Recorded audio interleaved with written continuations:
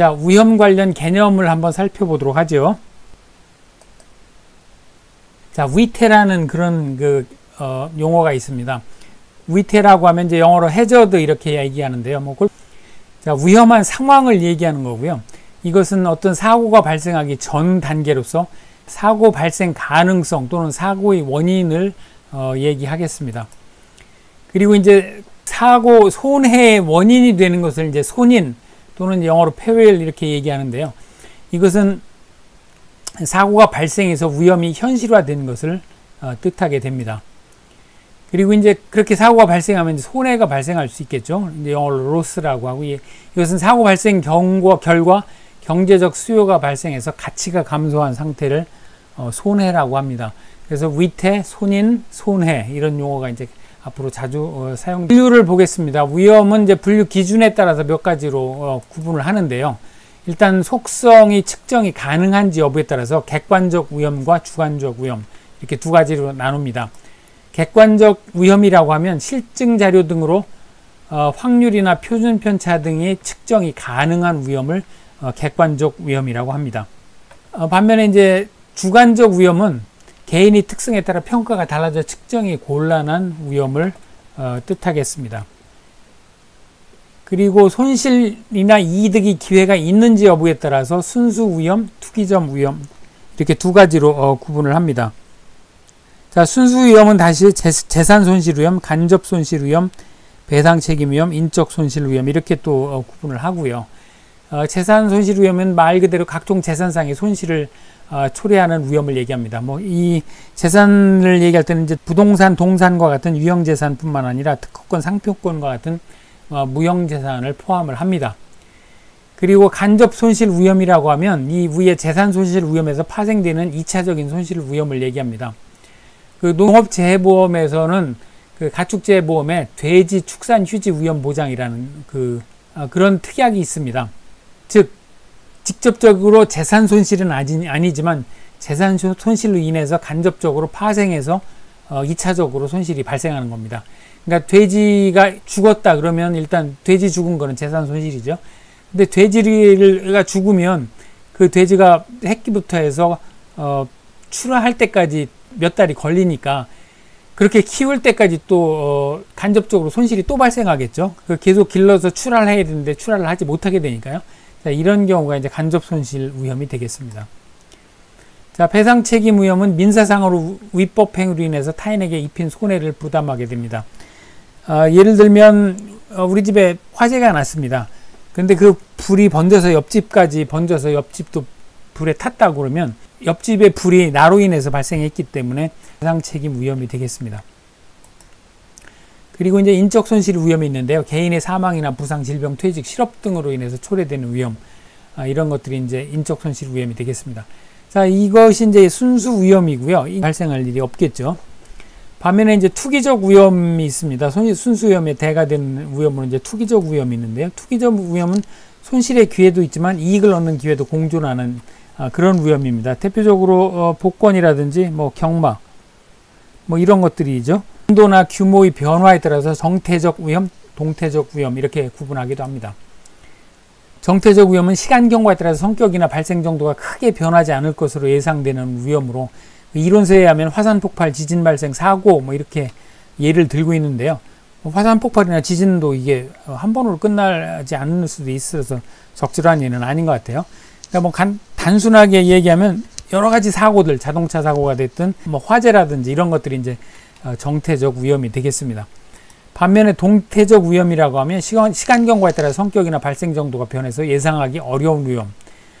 소비자 기호가 시간이나 계절이 변하면서 변한다든가 시장 가격이 변동된다든가 기술 변화, 환율 변동 이런 것들은 그 시간이 경과함에 따라서 어느 쪽으로 튈지 모르는 거죠. 이제 이런 것들이 동태적 위험이 되겠습니다.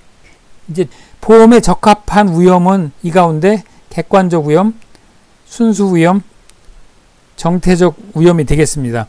이 주관적이거나 투기적 위험, 동태적 위험은 이것이 그 보험 상품으로 개발하기에는 적절하지 않은 위험이 되겠습니다. 자, 위험의 분류를 계속해서 보면 영향 범위에 따라서 특정적 위험이냐 기본적 위험이냐 이렇게 나눌 수도 있습니다. 특정적 위험은 한정적 위험이라고도 얘기하는데요. 피해 당사자에게 한정되거나 매우 제한적인 범위 내에서 손실을 초래하는 위험입니다. 주택 화재라든지 도난, 가족 사망, 부상 이런 것들은 그 제한적인 범위 내에서 개인적으로 그 손실이 발생하고 말죠. 반면에 이제 기본적 위험은 불특정 다수나 사회 전체 손실을 초래하는 위험입니다. 대규모 파업이라든가 실업, 폭동 또는 태풍과 같은 자연재해, 코비드-19, 이 코로나 같은 것은 그 사회 전체의 손실을 초래할 수 있죠. 그래서 이런 것은 이제 기본적 위험이라고 합니다. 마찬가지로 그 특정적 위험이 그 보험에 적당하다고 하겠습니다. 그리고 보험자 책임 유무에 따라서 담보, 비담보, 면책 위험 이렇게 구분하기도 합니다. 담보 위험이라고 하면 보험자가 책임을 부담하는 위험입니다. 보험자와 보험 계약자가 보험 계약을 맺게 되죠. 이때 그 보험자가 즉 보험회사가 책임을 부담하는 위험입니다. 농작물 재해보험의 예를 들면 이제 자연재해, 조수의 화재가 보통 이걸 이제 종합위험이라고 하는데요. 종합위험이라고 한다고 했죠. 이 종합위험이 농작물 재해보험에서 담보하는, 즉 보장하는 종합위험으로 인해서 손해가 발생하면 보상해주는 그런 담보위험이 되겠습니다. 화재보험에서는 이제 화재가 담보위험이 되겠죠. 반면에 이제 비담보위험이라고 하면 보험자가 담보하는 위험에서 제외한 위험입니다. 농작물 재해보험에서는 예를 들면 이제 병충해, 이것은 보상을 안 해줍니다. 병충해로 인한 손해는 보상을 안 해줍니다. 자, 면책위험이 있는데 면책위험은 보험자가 책임을 면하기로 한 위험입니다. 예를 들면 농작물 재해보험에서 계약자의 고의 중과실로 손해가 발생했다든지 또는 하우스의 노후 및 하자로 인해서 발생하면 이것은 면책입니다. 그러면 이제 이런 위험을 관리하는 방법이 있는데요. 크게 물리적 위험 관리와 재무적 위험 관리 이렇게 나눌 수가 있습니다. 자, 물리적 위험 관리는 그 5가지가 있습니다. 위험 회피, 손실 통제, 위험 요소 분리, 계약을 통한 위험 전가, 위험의 인수 이렇게 있는데요. 이것이 8회 시험에서 출제가 됐습니다. 자, 여기 보시면 10번에 보면 위험 관리 방법 중 물리적 위험 관리, 위험 통제를 위한 대비 방법 5가지를 쓰시오. 그래서 8회 기출문제로 출제가 됐었고요. 그래서 하나하나 한번 살펴보죠. 자, 위험 회피라고 하면 말 그대로 손실 가능성을 원천적으로 피하는 겁니다. 가장 기본적인 위험 대비 수단이 되겠습니다. 손실 통제라고 하면 이제 다시 손실 예방과 손실 감소 2가지로 나뉘는데요. 손실 예방은 특정 손실의 발생 가능성 또는 손실 발생 빈도를 줄이려는 조치입니다.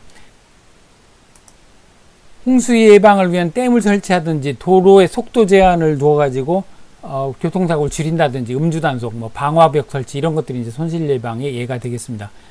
자, 손실 감소는 특정 손실의 규모를 줄이려는 조치입니다. 예를 들면 스프링클러를 설치한다든지 에어백을 설치한다든지 해서 비록 사고가 났더라도 손실 규모를 이제 줄이려는 이런 조치가 손실 감소가 되겠습니다. 이제 이 2가지를 합해서 손실 통제라고 하고요. 그 다음에 이제 위험 요소의 분리가 있습니다. 위험 요소 분리는 복제와 격리로 나눌 수 있는데요. 복제는 그야말로 여러 가지 설계도면, 자료, 컴퓨터 디스크 등을 복사해서 따로 두는 거죠. 그렇게 할 경우에 이제 원본이 파손됐을 때도 쉽게 복원해서 손실을 방지할 수 있는 그런 관리 방법이 되겠습니다.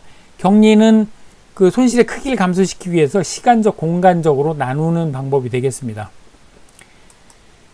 자, 그리고 계약을 통한 위험 전가가 있는데요. 이게 이제 대표적인 게 보험이 됩니다.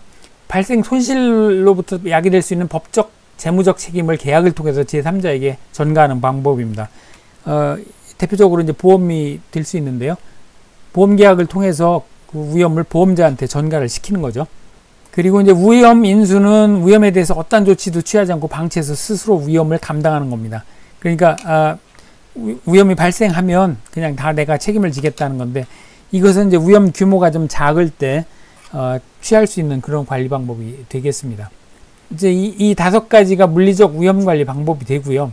그 다음에 이제 재무적 위험 관리가 있는데, 재무적 위험 관리에는 위험 보유, 위험의 제3자 전가, 위험 결합, 자, 이렇게 나눌 수가 있겠습니다. 위험 보유는 물리적 위험 관리에서 위험의 인수가 있었죠. 그거하고 유사한 겁니다. 재무적으로 손실이 발생하면 내가 다 감당하겠다 이제 이런 겁니다.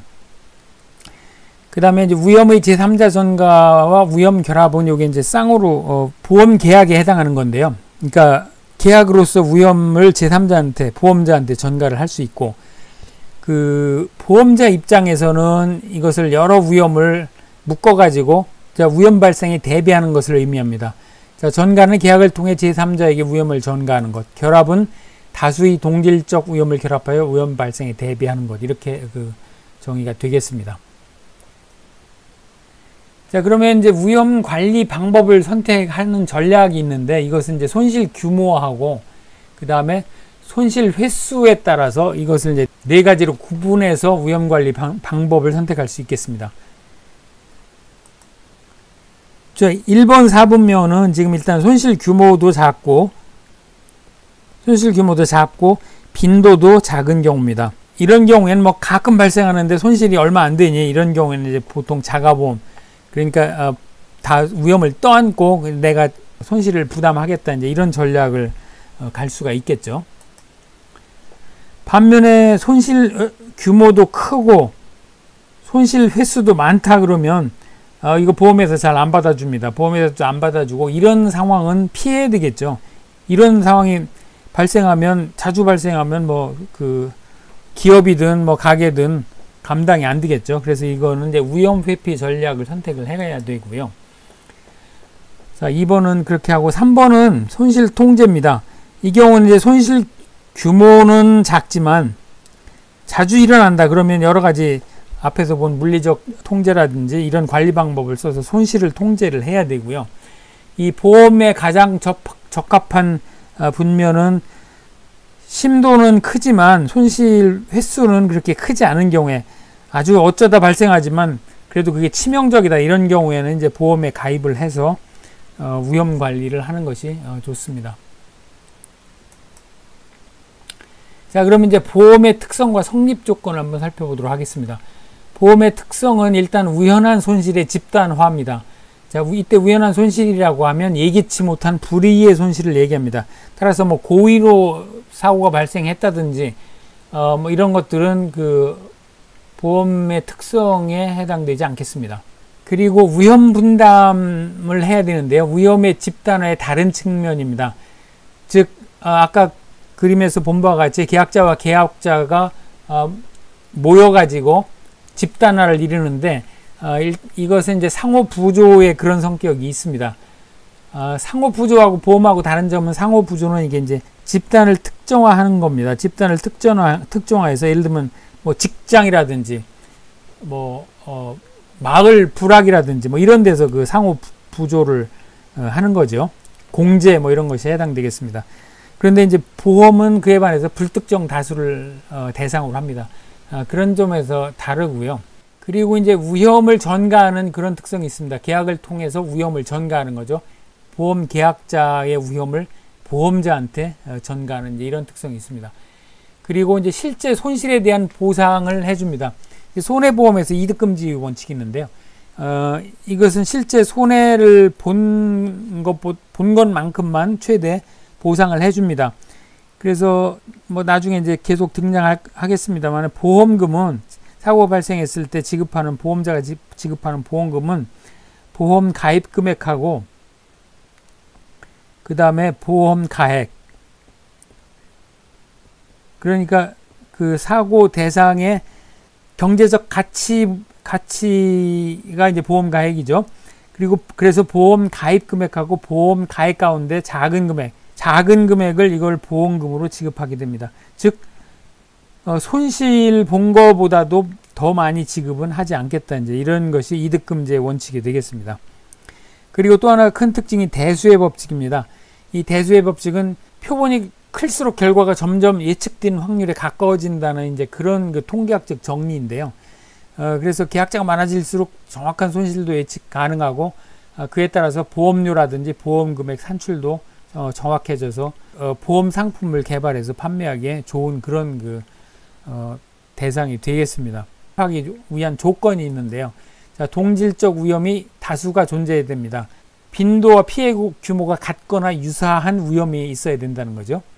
자, 그래야 그다음에 이제 손실이 우연하게 발생을 해야 되고요. 고의로 발생했다거나 뭐 이제 이렇게 되면 안 됩니다. 그다음에 이제 한정적 손실.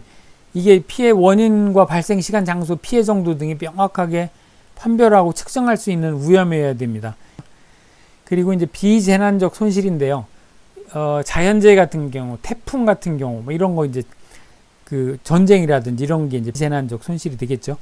그런데 사실은 비재난적 손실임에도 불구하고 태풍 같은 경우에는 이제 농작물 재해보험에서는 이것을 취급을 해줍니다. 이게 이제 그 정책보험이기 때문에 이제 가능한 그런 측면이 있습니다. 그리고 이제 확률적으로 계산 가능한 손실이어야 되고요. 손실 발생 확률을 추정할 수 있는 위험이어야 됩니다. 경제적으로 부담 가능한 보험료 다 같은 맥락이 되겠습니다. 자, 보험의 순기능과 역기능이 있는데요. 순기능은 이렇게 이제 그 교재 이론서나 이론서 해설 교재 그대로 나와 있는 거 한 번씩 읽어보시면 금방 이해가 되실 텐데, 손실을 회복하고 그다음에 불안감을 해소하고 그다음에 신용력을 증대하고 투자 재원을 마련하고 뭐 이런 것들은 투자 재원 마련은 이제 보험사 입장에서 그 순기능입니다. 그다음에 자원의 효율적 이용에 기여를 하고 안전의식을 고양하고 이런 것들이 이제 순기능이 되겠습니다. 반면에 사업 비용이 발생하고 보험 사기가 증가할 수 있고 또 손실 과장으로 인한 사회적 비용을 초래할 수 있고 이런 것들은 이제 역기능이 되겠습니다. 자, 그 다음에 이제 중요한 개념으로 역선택과 도덕적 위태가 있는데요. 그 특성과 유사점, 차이점, 그 다음에 그 보험 가입하는 예시를 한번 살펴보도록 하겠습니다. 자, 이때 이제 도덕적 위태는 우리가 흔히 도덕적 해이 또는 모랄 해저도 이렇게 얘기하는데요. 특성을 한번 살펴보도록 하죠. 자, 역선택이라고 하면 경제 주체 간의 정보의 비대칭으로 인해 가지고 부족한 정보를 가지고 있는 쪽이 불리한 선택을 해서 경제적 비효율이 발생하는 상황을 역선택이라고 합니다. 자, 흔히 그 중고차 시장을 예를 드는데요. 반면에 이제 도덕적 위태는 보험계약 일방의 불성실한 계약 이행을 이제 보통 도덕적 위태라고 합니다. 예를 들면 고의나 과실로 인해서 보험사고 발생 가능성이 커지거나 손해액이 늘어나는 경우 이제 이런 걸 도덕적 위태라고 하는데요. 이 역선택과 도덕적 위태의 공통점은 자, 그 역선택이나 도덕적 위태의 유사점이라고 하면 그 정보의 불균형, 비대칭성으로 발생한다는 겁니다. 그리고 이익은 야기한 당사자에게 귀착되고 피해는 보험자 및 선의의 다수계약자한테 귀착된다는 겁니다. 그 차이점은, 가장 큰 차이점은 역선택은 거래 이전 단계에서 발생하는 반면에 도덕적 위태는 거래 이후에 발생한다는 점이죠. 자, 보험 가입 예를 들어보겠습니다. 자, 건강이 더 나쁜 사람이 보험에 더 많이 가입을 하게 될 겁니다. 그리고 발생이나 농작물 피해 가능성이 큰 뭐 농지라든지 건물 이런 것들이 보험을 더 가입을 하려고 합니다. 뭐 생전가도 자연재해로 피해가 발생하지 않는 논이나 밭이라면 굳이 보험을 가입하려고 안 하겠죠. 대신에 때만 되면 침수가 된다 그러면 뭐 그런 논이라면 가입을 하고 싶겠죠. 그리고 뭐 그 화재 예방이 잘 된 그런 건물이라면 굳이 보험가입을 비싼 보험료를 내고 보험가입을 안 하려고 할 겁니다. 자, 그렇게 이제 건강이 더 나쁜 사람이 더 가입하려고 하고, 그 다음에 이제 피해 가능성이 더 큰 물건을 보험 가입하려고 하고, 이제 이런 것들이 역선택이 되는 겁니다. 이게 이제 거래 이전 단계에서 이렇게 발생을 하는 거죠. 반면에 이제 도덕적 위태의 예시를 보면 건강보험 가입한 후에 나는 뭐 보험에 가입했으니까 뭐 술을 먹고 담배 피워도 괜찮아. 자, 이제 이런 것들을 완화하기 위한 방법이 보험에 그 도입이 돼 있는데요. 농작물 재해보험 예를 들어보겠습니다. 손해율에 따른 할인 할증률 제도가 있습니다. 이 보험료를 산정할 때 과거에 보험사고가 자주 나서 보험금을 많이 타간 경력이 있다 그러면 할인 할증을 해서 보험료를 많이 그 부담을 시키죠. 자, 이런 것이 이제 역선택을 방지하려는 이런 제도가 됩니다. 자, 반면에 이제 도덕적 위태, 모랄 해저들을 방지하기 위한 이제 그런 방안으로 자기부담 비율 또는 자기부담금 또는 이제 농작물 재해보험의 미보상 비율 이런 제도가 있는데요. 이것은 뭐냐면 보험 사고가 나면 그 손해 본 거에 100%를 다 보상을 해주는 게 아니라 예를 들면 20%는 계약자가 부담을 하고 나머지 80%만 보상을 해주겠다 이런 겁니다. 그러니까 이게 이제 미보상 비율은 나중에 뭐 이제 자세히 살펴보겠습니다만 뭐 잡초 제거라든지 뭐 병충해 방제 이런 것들을 게을리했다. 그러면 일정 부분 손해 본 거에 일정 부분은 계약자가 부담을 하는 이제 이런 비율이 되겠습니다.